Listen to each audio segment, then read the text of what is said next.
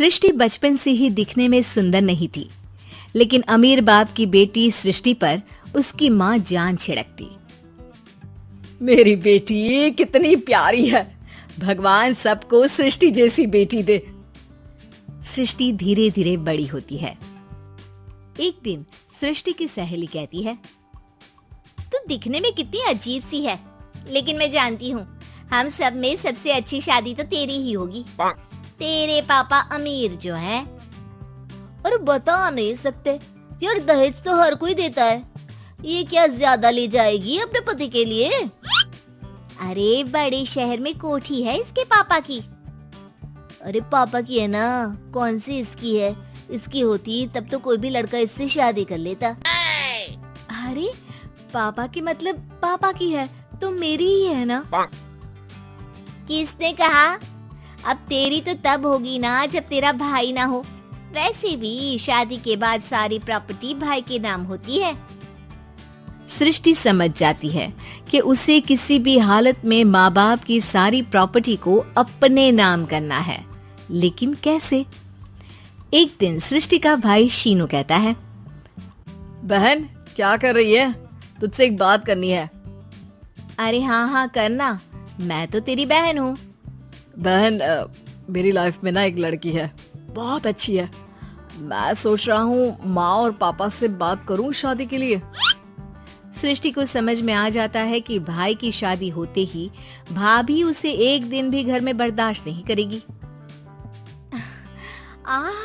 क्या बात है भाई, बताना कौन है वो? यार वो बहुत अच्छी लड़की है, पढ़ी लिखी है, मेरे साथ जॉब भी करती है। बस एक प्रॉब्लम है। प्रॉब्लम? क्या प्रॉब्लम है भाई? यार वो शादीशुदा है, लेकिन उसके पति ने उसे सिर्फ इसलिए छोड़ दिया क्योंकि उसके माँ बाप दहेज नहीं दे पाए। सृष्टि ये सुनकर न जाने क्यों खुश हो जाती है। अरे भाई तो क्या हुआ, लड़की तुझे तो पसंद है ना? शीनू को लगता है कि बहन उसे समझ रही है।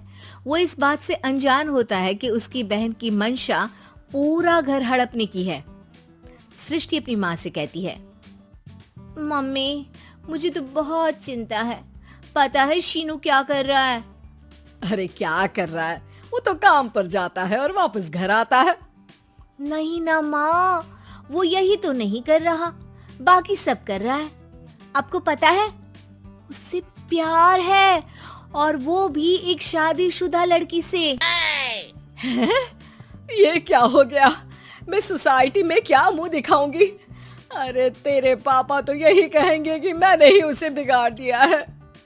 माँ देखो, मेरी बात मानो, पापा पर भी विश्वास करने की जरूरत नहीं है। अब आप ही बताओ, पापा इतनी देर घर के बाहर रहते हैं क्यों? बोलो। अरे बेटा वो तो नौकरी करते हैं ना। तू बहुत भोली है माँ। पापा का ऑफिस तो 7 बजे खत्म हो जाता है, लेकिन देखो कितनी देर से आते हैं। अरे नहीं बेटा, ऐसी कोई बात नहीं है। सृष्टि माँ को एक औरत से बात करते पिता की फोटो दिखाती है। देखो माँ कैसे हैं पापा, मैं ना कहती थी कि पापा सही नहीं है। मैं तेरे पापा से बात करूंगी, दे फोटो मुझे। ओ माँ, वो तो डिलीट हो गई। लेकिन चल, तूने तो देख लिया ना, पापा से बाद में बात कर लेना। और हाँ, मेरा नाम बिल्कुल मत लेना। हाँ माँ। अब क्या था, सृष्टि के माँ और पिता के बीच झगड़ा होना शुरू हो जाता है। सृष्टि के मन में क्या चल रहा था कोई नहीं जानता था। एक दिन, माँ सृष्टि के लिए एक लड़का देखा है, वो लोग शाम को उसे देखने आने वाले हैं। और हाँ माँ, एक खुशखबरी, मैं और पापा मिलकर एक नया बिजनेस ट्राई कर रहे हैं। शाम को लड़का आता है, सांवले रंग का। सृष्टि को तो बिल्कुल भी पसंद नहीं आता। लड़की की माँ कहती है, लड़की का चेहरा तो कोई खास नहीं, लेकिन अगर मेरे बेटे को आप लोग सेटल कर दें तो मैं उसकी शादी आपकी बेटी से करवा दूं। सृष्टि को लड़का बिल्कुल पसंद नहीं था। उसे भाई पर गुस्सा आ जाता है। लड़के वालों के जाने के बाद कहती है, माँ देखा शीनू मेरे लिए कैसा लड़का लेकर आया, न दिखाने लायक न सुनने लायक, सेटल भी नहीं, वो भी हम करे। अरे माँ मैं जानती हूँ ये मेरी शादी किसी भी घर में क्यों करवाना चाहता है? अरे कैसी बात कर रही है बहन, तूने तो देखा ना, लड़के को मैंने ही मना कर दिया तुझसे शादी के लिए। जिसने लड़का बताया था उसने उसकी बहुत तारीफ की थी। बात आई गई हो जाती है, लेकिन सृष्टि का मन शांत नहीं होता। क्या करूं, कुछ समझ में नहीं आ रहा। मेरी शादी हो गई तो ये लोग पूरी प्रॉपर्टी शीनू के नाम कर देंगे, मेरे हाथ तो कुछ लगेगा ही नहीं। तभी सृष्टि को आइडिया आता है। वो किसी वकील को फोन करती है। जी देखिए, अगर आपके मम्मी पापा का तलाक हो जाता है तो आपके पिता की आधी प्रॉपर्टी आपकी माँ के नाम हो जाएगी, फिर उसे वो किसी को भी दे सकती है। सृष्टि अब माँ को बेटे के खिलाफ भरती है। माँ, शीनू पर नजर रखा करो, वो जिस लड़की के प्यार में है ना वो शादीशुदा है। यहाँ आएगी, सारा पैसा, रुपया, जमीन, जायदाद सब हड़प लेगी। पापा का भी हाल तुमसे छुपा नहीं है। ऐसा ना हो कि मैं और आप एक दिन सड़क पर भीख मांगे। हे भगवान, मैं तो जीते जी मर जाऊंगी अगर ऐसा हो गया तो। ऐसा हो गया नहीं माँ, ऐसा ही होगा। अभी समय है, आगे का सोच लो। मैं तो कहती हूँ पापा से आधी प्रॉपर्टी लेकर अलग हो जाओ। पापा की आधी प्रॉपर्टी भी हम लोगों को अगर मिल जाती है ना तो अगले 7 जन्म सफल समझो। बेचारी माँ बेटी के कहने पर पति से तलाक लेकर अलग हो जाती है।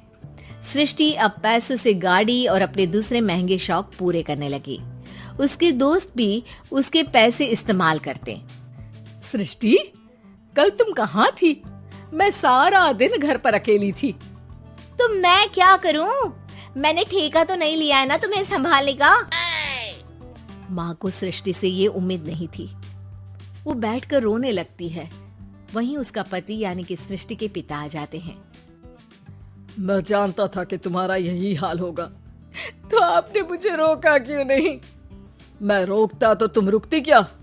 सृष्टि के कहने पर तुमने मुझ पर, अपने बेटे पर शक किया, लेकिन तुम ये भूल गई कि कैसे हम दोनों ने मिलकर जीवन में इतना सब खड़ा किया। माँ पति के गले लग जाती है। मुझे माफ कर दीजिए, मैंने आपकी कमाई का एक बड़ा हिस्सा गवा दिया। कोई बात नहीं, तुम साथ हो तो मैं ऐसी 7 प्रॉपर्टी खड़ी कर दूंगा। तभी वहाँ सृष्टि आ जाती है रोते हुए। माँ, मयंक ने मुझे छोड़ दिया। वो बोल रहा था जब तक मेरे पास पैसे थे तब तक ही वो मेरे साथ था। पापा, माँ, मुझे माफ कर दीजिए।